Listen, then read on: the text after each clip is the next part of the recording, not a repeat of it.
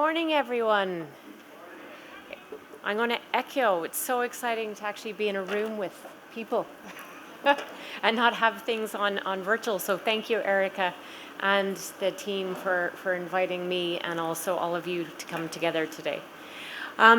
Today I'm going to talk a little bit about digital transformation, and I think digital transformation tends to scare a lot of people. I think it's the word transformation. I personally don't like the word transformation. I think it sounds very harsh and it sounds very technical. But I'd prefer to say, how do we help change our businesses and lead our people to bringing our business forward? And I don't think it's necessarily something new. I think the coin phrase of digital transformation is a relatively new term. But I think it's definitely something that we've been doing across our businesses, and as people for a while, we've just ended up putting this term around it. So today I'm going to talk a little bit about the people and the processes and the technology, about how do you lead people through a change. And I can honestly say I think the last 9 months for everybody has been phenomenal at changing everything about how we operate, right? As individuals, if you said to me back in January, would everybody be working from their homes, working through Zoom, working through, conferencing, not being in a meeting? How do you work across the globe and not being face-to-face? I think as a entire country, we've been able to do that in such a short amount of time and change behavior in a very short amount of time. And that is transformation. There's a lot of things that we have done in the last 9 months that I don't think we can ever go back to how we were before. So when we look at what are things happening, obviously COVID has brought a whole different dimension. There's also, a lot of things. Here's some stats that I pulled. As much as 80% of organizations are predicted to move to the cloud. And again, people think about the cloud. What is that? Why is that important? I think it's also about how do we do things simpler, easier, and also more cost efficient. If you think about, as businesses or even as your own personal, someone who's working using Gmail, you're using Google, you're using the cloud by using Gmail or Google Drive. And so why do you use that? Because you can save your files, you can put things in the cloud very simply, and you don't have to go out to and buy a lot of kit. And so in digital transformation, it's the same as your business.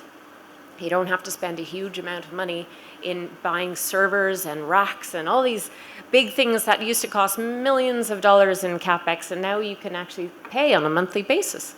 And if you need it today, great, you can scale it up.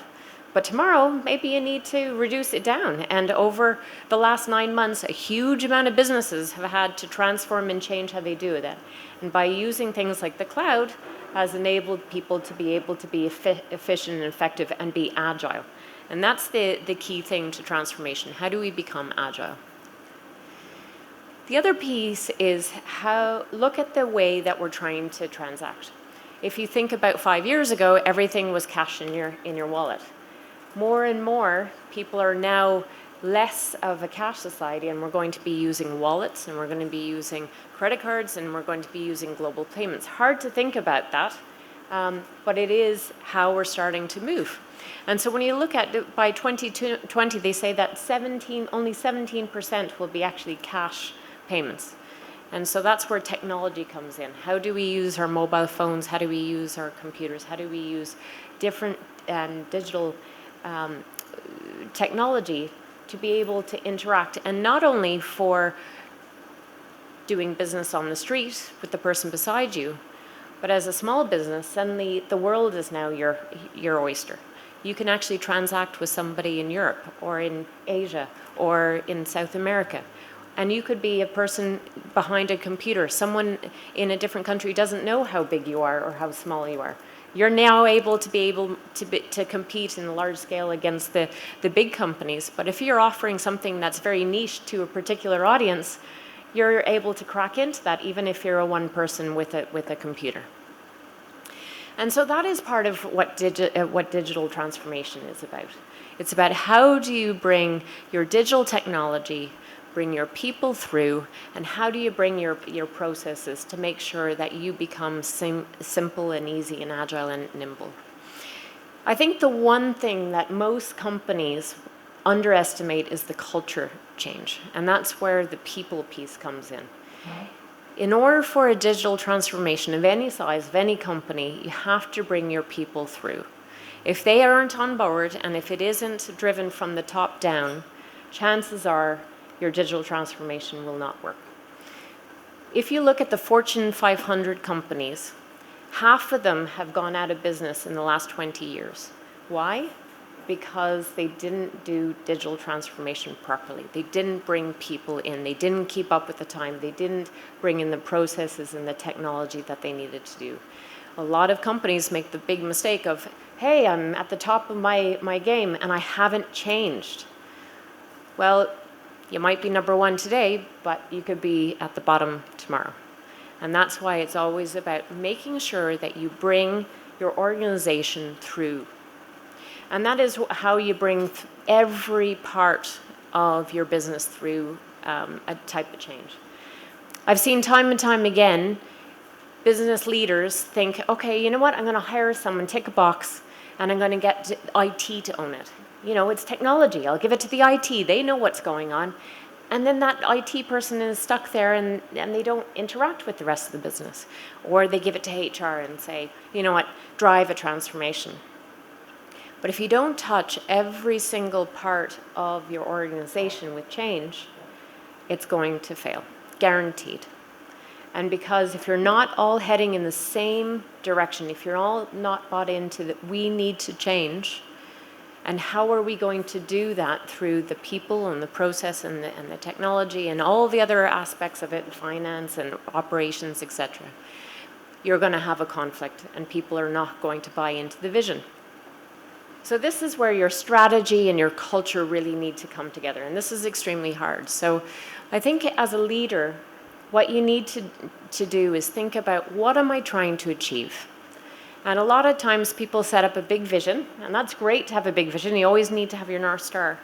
But what are the million little things that you're going to do to get you there? Because we know that change is hard. No one likes change. But if you do it one step at a time, one initiative at a time, just completing that one little initiative, you've started a digital transformation.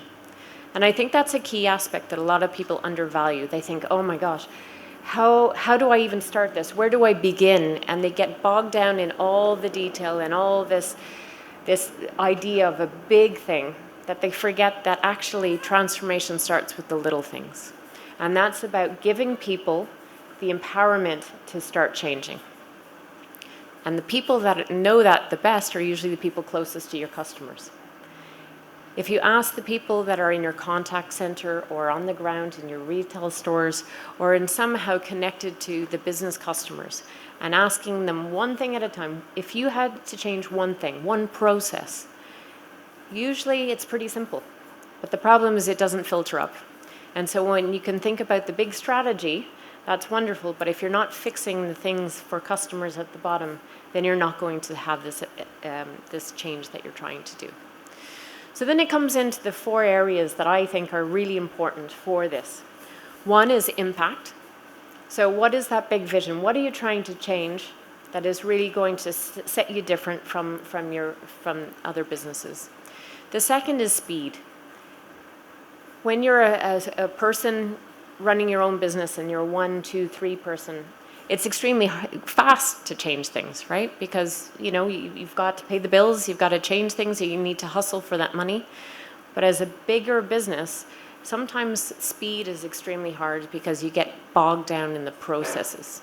So how do you become faster and nimbler and more agile to make those processes and empower people to make decisions? Might not be always right. You know what? A lot of the time it'll be wrong. But if you empower people to understand and learn about failures, they won't be afraid to fail. And that is absolutely fundamental to changing a business. You need to do some things wrong to understand how to do things right. Openness and being open with staff to say, it's okay, you know what? You're going to mess things up, but you're also going to get a lot of things right. And let's have that conversation. And the last is the autonomy. So how do you give people that ability to speak up, Find a voice, tell what they think is going to change the needle and change that one process or one system change or a particular technology that they think might change your business. So when we look at it, there's 3 areas. One is people. So who's doing stuff? When you look through your business, a lot of people are doing lots of stuff. But the question is, are they doing the right stuff? And are they putting the right focus? So how do you make sure that you identify those game changers, and it's at all levels of your business, to make sure that they're helping to drive this initiative? The second is the process. So how do you get things done? Now, I'm going to be honest with you. This one is really difficult. How do you change a process? There's nothing harder than changing a process, because people like doing the same thing over and over and over again. But a lot of the times that process might be broken or might be outdated. And so sometimes the only way of changing a process is actually just stopping it, pulling it. Like for instance, if you're trying to get to the cloud, stop printing, take all the printers out of your business. I mean, think about it. In the last 9 months, how many pieces of paper have you really printed when you're working from home? You got through, right? Before you probably did a lot of printing because it was there. So those are the types of things that if you think about, how do you stop a behavior? How do you radically change something, even though as small as that, can change the way that you operate? And also think about the savings. You don't have to pay for the printer and the ink and all the paper and the recycling, and where do you store those papers? And then where do you put all those papers? Into cabinets. And then the cabinets, how many cabinets do you have? When was the last time somebody opened a cabinet that was, over down the hall? Chances are it's been there for years and nobody's actually opened it and it's gathering dust, right? So those are the types of things. Think about when you look around your business, do I really need to have all this? Do I really need to do the same things I did yesterday or last year or 10 years ago? And then the last is technology. We have a tendency to add a new technology over a new technology and try different things, but we forget about, we need to stop some of the old technology. And why? Because our old technology is still costing us money. So if you look at a lot of businesses, we've spent a lot of money keeping stuff up, and especially if you've got servers or old type of equipment, you're spending OpEx and running on it. And then you're investing, you want to invest. And then a lot of businesses say, but I don't have money to do that. Well, actually, you might have to make some really hard decisions, but if you stop doing some things that are not adding to your business and reinvest into the things that are going to drive you business or reduce your costs, etc., those are the hard decisions. And then you can invest in the new technology that'll keep your business running. If you think about it, you've got your people and technology. When you get them together, you start having innovation. And when you've got people and process together, you get scale. And when you've got technology and process, you get to automate. And then when you get all those things together, you start winning. And this is where the magic happens. This is when people in businesses start feeling the change. They start getting excited because they start buying into the vision that you set out.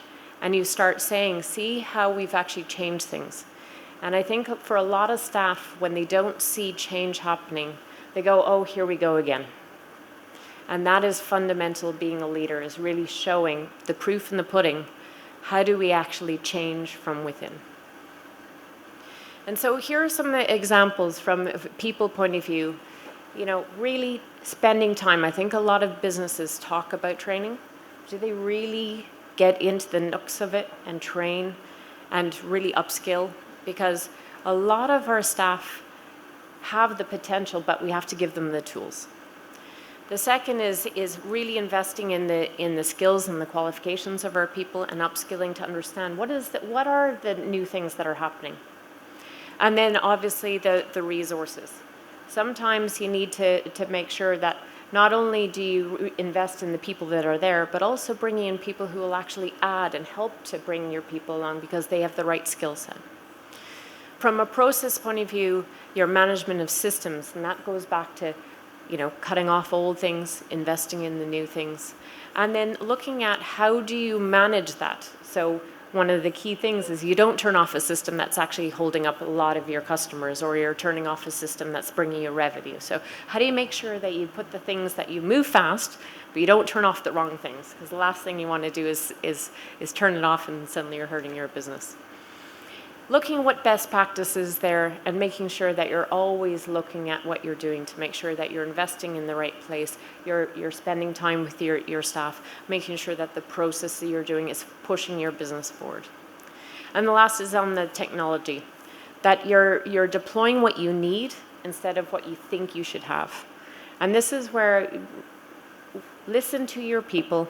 I think a lot of times people bring in a lot of experts from outside because they feel like, oh, you know what, I don't really know what's happening in the world and technology. You know, I might be a business owner, but I'm not really au fait with technology. But also listen to your staff about what they think. A lot of the time we go external before we go internal. So make sure you pull that in and make sure that you get that information so that you've got all the input before you bring in experts who are going to add to that. I think it's the combination, getting that intersect to really make sure the magic happens. Then obviously, how do you put it all together so that you've got a really incorporated plan together? So being a leader in digital, one is that always having the scale of projects. This is about transforming people and also ways of working. And I think it's important that, again, going back to the people and the ways of working, is if you're not open to new ways of doing things, it's going to be really hard to change. And as a leader, to be able to change, you need to be open to ideas. And I think a lot of people tend to think, if I'm a leader, I need to always have the answer. You don't. Being a leader is making sure that you have people around you who are experts in what they do, to advise you so that you can bring it forward. Your job is to actually propel and unblock those roadblocks for the people that you need to make things happen for them. I'm not an expert in all of the areas, and I make sure that the people around me know I'm your voice, use me, so bring your problems to me, help me understand why you're having a challenge to help change what you need to do to get your job done. The second is developing digital skills. This is extremely hard one because a lot of people say, well, you know what, where do I start? Where do I go? Do I do online courses? Where do I begin? I think that in the digital space, there's a lot of different skill sets. Find out what you're passionate about and build on that. So if you're into marketing, start looking into some digital online courses about marketing. If you're interested in IT, look about programmatic and different types of technology around IT. Start with what you're passionate about, because if you're trying to do it for the sake of ticking a box, it's going to be extremely hard. And there's a lot of different areas within the digital space that you can start to become a really expert in because you're passionate about it and you can bring that to the business. Sorry, I can't read that from there. Integrated processing technologies shape the existing business. And this is about bringing those small technologies, processes, and people into your business to start changing towards what you need to do. So for a lot of business that I've seen over the last 9 months, there's a lot of, let's say, printing businesses or business that are retail, and had no idea about being on, how do I even get into the digital space? But now look at all the restaurants that are using couriers and using WhatsApp and other media messaging to suddenly get their business online quick. That is absolutely fundamental. This is the point of how do you bring your traditional business into the digital world extremely fast using tools that are there and being able to do something that you never thought you could do before. I'm not sure where the thing is. There we go. The next thing is about making sure that everyone understands what you're trying to do. So this is about getting from the top down the buy-in to what you're trying to achieve. If you don't have all your leaders bought into what you're trying to achieve, you will always have people that are going to be stick in the muds, and it's going to be extremely hard. You'll always have roadblocks, but how do you make sure that you get what's in it for me?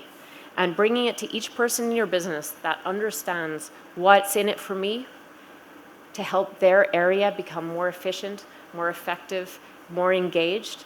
That's what's in it for each of the head of IT, head of marketing, head of HR, etc.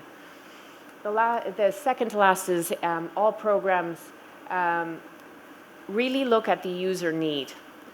One of the key things in digital is what you're delivering and then what the customer need. And what you need to do is really think about what is it really what my customer needs and what problem am I trying to solve for my customers. A lot of the time, because it's your business, you've gotten so close to it, you forget about what is that need, what am I going after.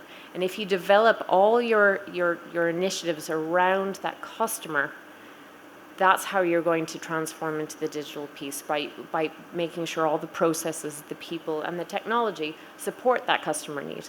Because you might do a product, but if it doesn't supply a need for a customer, you're going to go out of business. Because customers won't buy your product unless there's a need for it. They're going to buy it. When you think about all products, you need to have that need.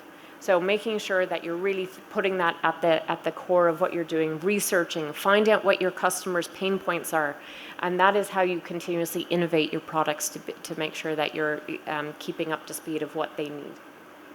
And then the last, again, I think I've harped on it, if you haven't got it yet, people, people, people, inspiring your teams, showing them the vision, and showing them why the digital transformation is not to be scary. It's absolutely fundamental for your business. It's absolutely fundamental for them to grow and to develop. And a lot of staff that I see, they say, well, I've been in this business for X amount of time. I haven't really been invested in. I'm doing the same thing day in and day out. This is really about how do you engage your own staff into your process and making sure that they're feeling a part of the change, so that you're leading them to making sure that your business is going to become future-proof of where you need to go. Leader, how am I engaging my people? How am I engaging my processes? How am I changing my processes? And then the last is, how am I going to really look at technology to change my business to where I need it to go to make sure you're future-proofed? Thank you.